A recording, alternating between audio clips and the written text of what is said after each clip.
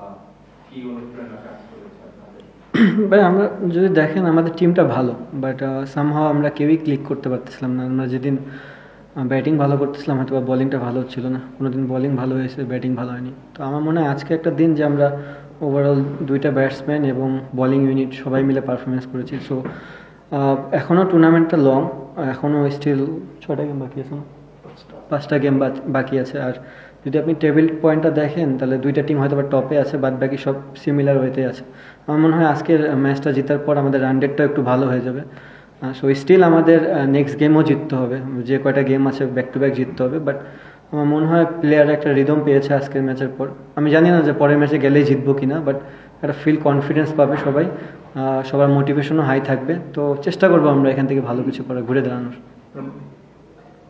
আপনি বললেন যে আপনার দিনটা আসলে খুব ভালো গেছে। আমরা দেখি যে দুপুরে আসলে বাংলাদেশের চ্যাম্পিয়ন্স ট্রফি স্কোয়াডে আপনাকে রাখা হয়নি, সেটি আপনি হয়তো আগেও জানতে পারেন বা ঘোষণা করে যাচ্ছেন, সেটা জেনে আপনি নেমেছেন।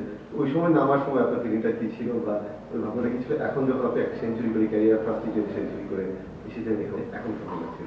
না ভাইয়া, ভাবনা একই আছে। যেহেতু চ্যাম্পিয়ন্স ট্রফির বিষয়টা যদি বলেন, এটা আমার হাতে নেই, এটা সিলেক্টরদের সম্পূর্ণ কল। শুধু নট অনলি মি, যে কারে খেলাবে কারে খেলাবে না এটা সম্পূর্ণ তাদের একটা কল। সো আমার কাজ হচ্ছে এখানে পারফর্ম করা, যেটা করতে পারতেছিলাম না এতদিন। আমি ওটার জন্য হয়তো আপসেট ছিলাম, কীভাবে ওখান থেকে ডেলিভার করা যায় পারফরমেন্স। ম্যাচের আগে যে মাইন্ড সেট আপ ছিল, ম্যাচের পরও সেম মাইন্ড সেট আপই আছে। আমি সবসময় একটা কথা বলি, আজকের দিনটায় অলরেডি পাস্ট। হ্যাঁ, আমি একটা হয়তো বা আমার কেরিয়ারে ভালো ইনিংস খেলেছি, বাট আমি নেক্সট ম্যাচ গেলে আবার আমাকে 0 থেকে করতে হবে। So back of the mind এটাই থাকবে যে আবার নতুন করে আমার ইনিংস গোছাইতে হবে। তো পরিশ্রম করবো, দেখা যাক কী হয়। আমাদের দেশে যেটা হয় অনেক সময় যে সিলেক্টররা, এর আগেও হয়েছে, অনেক অভিযোগ আমরা প্লেয়ারের কাছে পেয়েছি যে সিলেক্টররা যখন কাউকে বাদ দিচ্ছেন বা দলে নিচ্ছেন, কি আর একটা মেসেজটা তাদের কাছে কনভে করা হয়। তো আপনাকে কি জানানো হয়েছে যে আসলে কী কারণে রাখা হয়নি বা একটা ক্লিয়ার কোনো মেসেজ আপনাকে দেওয়া হয়েছে?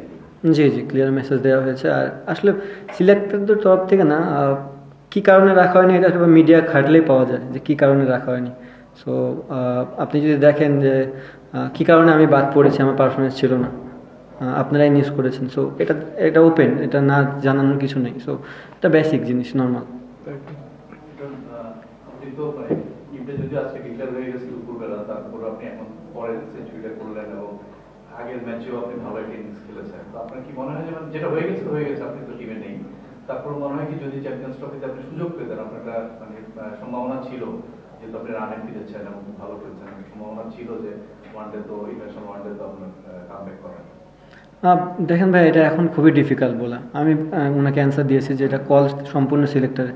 ওনারা মনে করেছে এই মুহূর্তে আমি টিমে ফিট হচ্ছি না, সো টিমে নেই। যদি তারা আমার খেলা দেখে মনে করে যে আবার যে আমি ফিট হওয়ার মতন, তাহলে হয়তো তারা কামব্যাক করাতে পারে, বাট সম্পূর্ণ তাদের কল।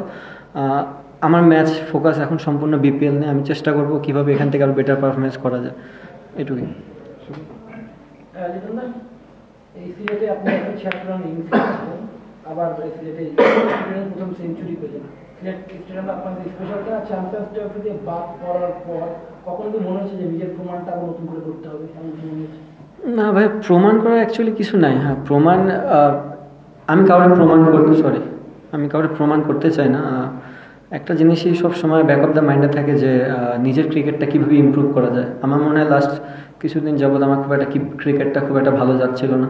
সো চেষ্টা করব যে পারফরমেন্সটা আজকে করছি, আমি বলবো না যে নেক্সট দিন যে গেলেই সেম পারফরমেন্স হবে, বাট চেষ্টা থাকবে যেন ধারাবাহিকতা কন্টিনিউ করা যায়। আর সিলেটের যেটা কথা বললেন, মাঠ দেখেন, চিটাগাংয়েও আমি রান করেছি অনেক। জিনিসটা তেমন না, যখন যে ব্যাটসম্যান ওই দিন ভালো বল দেখে, ভালো ফিল করে, সে সব মাঠে একই রকম লাগে তার কাছে। আপনি প্রেজেন্টেশনে বলেছেন যে আপনার এই ইনিংসের পেছনে বা আপনার ফিরে আসার পেছনে দুজন মানুষের খুব অবদান, একজন আপনার স্ত্রী, আরেকজন হচ্ছে একজন বলার শাহিন ভাই। তো শাহিন ভাইয়ের ইমপ্রেশনটা আমি জানতে চাচ্ছি, যেহেতু স্ত্রীর ব্যাপারটা আপনার পার্সোনাল সমস্যা, মানে উনি আপনার জন্য কি করেছেন এবং আপনি কি আগে থেকেই মানে গত ম্যাচে আজ করতে পেরেছেন যে চ্যাম্পিয়ন্স ট্রফি স্কোয়াডে আপনার না থাকার একটা সম্ভাবনা আছে? দেখেন, ফার্স্টে যেটা বললেন যে ওয়াইফ তো সবার ক্ষেত্রে, সবার ওয়াইফই সবাইকে সাপোর্ট করে, তো এদিক দিয়ে কমতি কখনোই ছিল না। শাহিনের কথাটা যদি আমি বলি, অবশ্যই সে একটা ধরেন এই টিমে কাজ করতেছে যে আমাদের হেল্পিং হ্যান্ডের জন্য, বাট সে লাস্ট 3 বছরের মতন বা 4 বছরের মতন কুমিল্লার সাথে ছিল। সে আমার খেলাটাও দেখছে। জিনিসটা এমন না যে কোনো বয় দেখে যে সে খেলা বুঝবে না, যারা কন্টিনিউ প্র্যাকটিস করায় তারাও কিন্তু ছোটো ছোটো ইনফরমেশন দিতে পারে। তো আমার কাছে মনে হয়েছে ও ওইটুক ক্যাপাবল যে একটা ব্যাটসম্যানের কোথায় মিস্টেক হইতেছে বা কী হচ্ছে এটা থেকে আবার নিউজ বানায় না যে ও কোচ হয়ে গেছে। মানে আমি বলতেছি প্র্যাকটিক্যালি যে জিনিসটা, যে একটা মানুষ যখন প্র্যাকটিস করায় তখন ছোটো ছোটো জিনিস ধরতে পারে। তো আমার কাছে মনে হচ্ছে ও লাস্ট কয়েকদিন ধরে আমি তার সাথে প্র্যাকটিস করেছি, সে আমাকে অনেক হেল্প করছে। তো ও কয়েকটা কথাবার্তা যেটা আমার কাছে মনে হয়েছে যেটা চেঞ্জ করলে আমার জন্য ভালো হতে পারে। তো ওইটুকুই, এই জন্য আমি ওকে থ্যাঙ্কস দিলাম যে সামহাও আপনার প্রত্যেকটা কোচই যে আমাকে হেল্প করবে জিনিসটা তা না, একটা যে কোনো মানুষ একটা হেল্প করতে পারে যদি মনে হয় আমার কাছে যে এটা নেওয়ার মতন।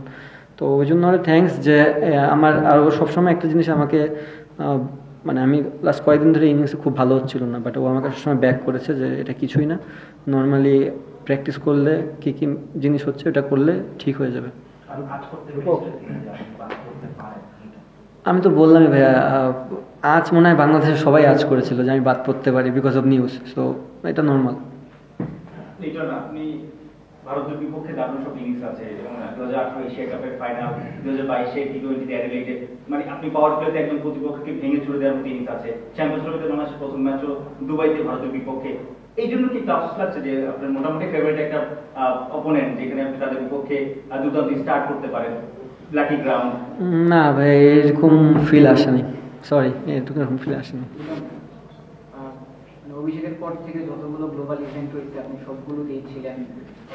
আপনার ফ্যামিলি চায় বা আপনার ভক্ত যারা আছে তারা চায় যে আসলে আপনি এই চ্যাম্পিয়ন্স ট্রফিতেও খেলেন, মানে তাদের জন্য নিশ্চয়ই ব্যাপারটা খুবই খারাপ লাগার। আপনার জন্য আসলে কতটুকু খারাপ লাগার, এবং আপনি আসলে তাদের জন্য কি মেসেজ দিতে চাইবেন যে লিটন আবার কামব্যাক করবে এই টুর্নামেন্টে নিয়ে?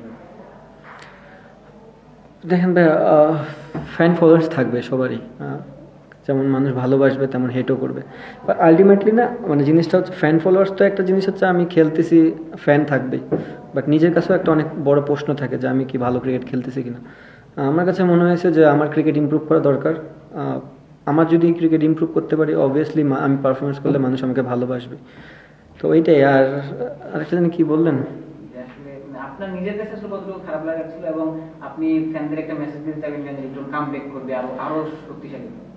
চেষ্টা করব, আমি বলতেছি না যে রাতারাতি চেঞ্জ হয়ে যাবে, কিছু গাফিলতি হয়তো বা ছিল যে কারণে আমি হয়তো পারফরমেন্স করতে পারিনি। তো ওগুলা জিনিসই প্র্যাকটিস করে ওভারকাম করার চেষ্টা করব। চেষ্টা ছাড়া আমার হাতে কিছু নেই। আর দেখেন, এটা আমার কথা না, এটা সবারই, যারা বিলিভ করে আপনার আল্লাহ আমার ভগবান একই জিনিস। তো দেওয়ার সময় হলে উনিই দিবে, আমরা চেষ্টাই করতে পারবো, এর থেকে বেশি কিছু করতে পারবো না।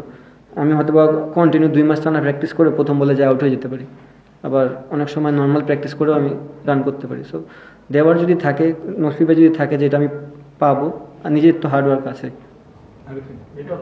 দুপুরে বাদ পড়ার পর এই ইনিংসটা খেলতে যাওয়ার আগে কি কোনো কিছু জেদ কাজ করতেছে? না ভাইয়া, কোনো কিছু কাজ করেনি। Last two question.